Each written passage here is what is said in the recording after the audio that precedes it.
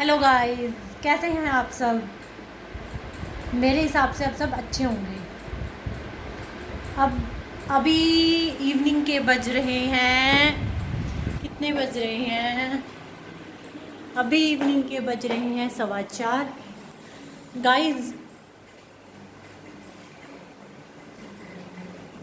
वैसे तो ब्लॉग सुबह से लेकर शाम तक का होता है, लेकिन आज के ब्लॉग में हम आपके साथ कुछ मोटिवेशनल स्टोरी शेयर करूँगी मैं। ठीक है गाइस। गाइस, कई बार ज़िंदगी में ये होता है कि हम ज़िंदगी में कई बार ऐसे मोमेंट्स आ जाते हैं हमारी लाइफ के अंदर जब हम खुद को टूटा हुआ फील करते हैं। जब लाइफ में कई बार ऐसी सिचुएशंस आ जाती हैं कि जब हम खुद को टूटा हुआ फील करते हैं।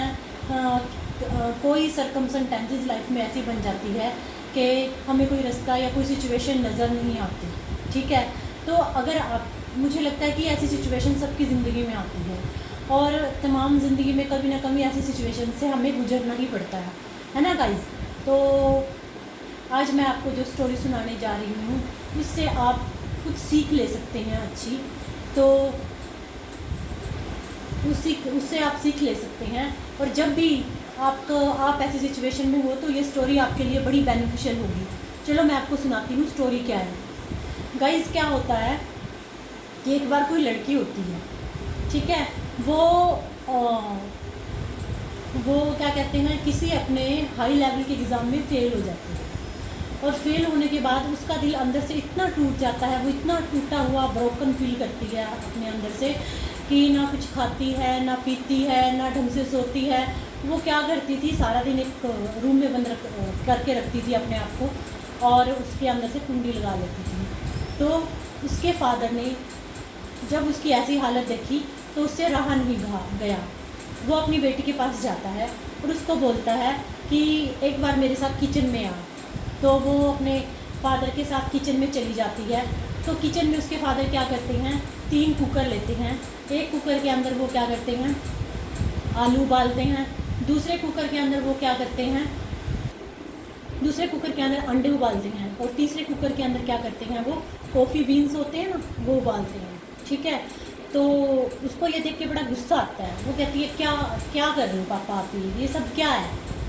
तो जब आलू वो तीनों उबल जाते हैं तो उसके फादर क्या करते हैं, अलग अलग कंटेनर्स के अंदर उनको डाल देते हैं। आलू को एक अलग कंटेनर में डाल देते हैं, अंडे को अलग कंटेनर में डाल देते हैं, और उसको कॉफ़ी के भी जो बीज होते हैं उनसे कॉफ़ी बन के कप में डाल के वो तैयार हो जाती है। तीनों चीज़ें वो स्लैब के ऊपर सामने उसके रख देते हैं। तो उसको बड़ा इरिटेशन पैदा होती है। वो अपने फादर को कहती है कि आप ये सब क्या कर रही हैं, आपको मेरी हालत पे तरस नहीं आता और ऊपर से आप मेरा मजाक उड़ा रहे हैं। तो उसके फादर उसको कहते हैं कि देख, ज़िंदगी में सबकी सिचुएशन ऐसी आती है, लेकिन वो हमारे ऊपर डिपेंड करता है कि हम उस सिचुएशन को कैसे लेते हैं। देख, जब मैंने आलू उबालने के लिए उठाया था तो आलू क्या था, पहले हार्ड था, ठीक है, लेकिन जब उसको पानी में डाला गया तो वो क्या हो गया, सॉफ्ट हो गया। ठीक है, उसके बाद मैंने अंडा उबालने के लिए उठाया तो अंडा क्या था, अंडा अंदर से नरम होता है, लेकिन पानी में इसको डालने के बाद क्या हुआ, वो अंदर से सख्त हो गया। अब देख, कॉफ़ी के बीज को जब पानी के अंदर डाल लिया तो उसने ना तो वो नरम हुआ ना वो हार्ड हुआ। उसने क्या करा, उसने पानी का कलर ही चेंज कर दिया। ठीक है, तो गाइस, लाइफ में सबकी सिचुएशन आती है, ये आपके ऊपर डिपेंड है कि आप सिचुएशन को कैसे लेते हैं। आप सिचुएशन में स्टक होकर रहते हैं, आप सिचुएशन में फंस कर रहते हैं, या आप सिचुएशन को अपने अकॉर्डिंग ढाल लेते हैं। तो मुझे लगता है कि आप सबको ये स्टोरी समझ आई होगी। लास्ट में मैं आपको एक छोटी सी स्टोरी स्वामी विवेकानंद के जीवन से सुनाती हूँ। गाइस, क्या था, स्वामी विवेकानंद थे, जो स्वामी विवेकानंद बहुत बड़ा नाम है, बहुत बड़ी हस्ती है, और बहुत से जो हाई लेवल्स के हस्तियाँ हुई हैं उनके लिए इंस्पिरेशन है स्वामी विवेकानंद। बहुत से ऐसे देशी विदेशी वर्ल्ड वाइड बहुत सारे ऐसे बंदे हैं जो उनकी शिक्षाओं को और उनको रोल मॉडल की तरह क्या करते हैं, फॉलो करते हैं। तो क्या हुआ गाइस, तो जो स्वामी विवेकानंद थे वो एक बार क्या है, एक नदी पार कर रहे थे एक बोट से। तो अभी किश्ती आई नहीं थी, वो किनारे पर खड़े होकर किश्ती का इंतज़ार कर रहे थे। तो एक हाई प्रोफाइल हस्ती और होते हैं जिनके पास काफ़ी कुछ शक्ति होती है महात्मा के पास। तो वो उनके पास जाते हैं, उनसे पूछते हैं कि आप यहाँ पर क्यों खड़े हैं। तो वो कहते हैं स्वामी विवेकानंद उनसे कि मुझे नदी के पार जाना है और मैं नाव का इंतज़ार कर रहा हूँ। तो वो जो साधु होते हैं दूसरे, वो कहते हैं कि अच्छा इतनी सी बात, उनके पास शक्ति होती थी पानी के ऊपर चलने की। तो वो क्या करते हैं, पानी के ऊपर चल के नदी के उस पार भी चले जाते हैं और पानी के ऊपर द्वारा चल के नदी के उस किनारे पर आ जाते हैं। और विवेकानंद से कहते हैं कि मेरे पास इतनी सारी शक्तियाँ हैं लेकिन मेरा फिर भी इतना नाम नहीं है, और तुम एक साधारण से इंसान हो फिर भी तुम्हारा इतना नाम क्यों है। तो विवेकानंद उसके किसी बात को उत्तर नहीं देते। नाव आ जाती है, वो नाव में बैठ जाते हैं और उसको भी कहते हैं कि आप मेरे साथ बैठिए।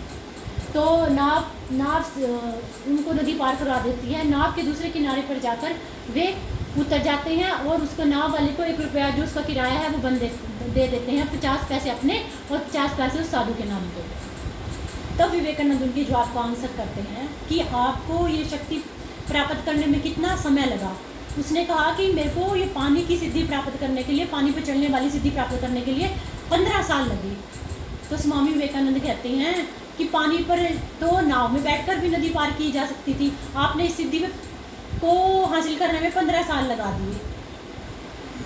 अगर आप ये 15 साल किसी समाज के काम के लिए लगाते तो आपका भी इतना ही नाम होता जितना मेरा नाम होता है। तो गाइस, इस कहानी का कंक्लूज़न और मोरल क्या है कि हमें अपना समय ज़्यादा वेस्ट नहीं करना चाहिए, हमें उस चीज़ पर ज़्यादा फोकस करना चाहिए जो समाज और देश के हित के लिए हो।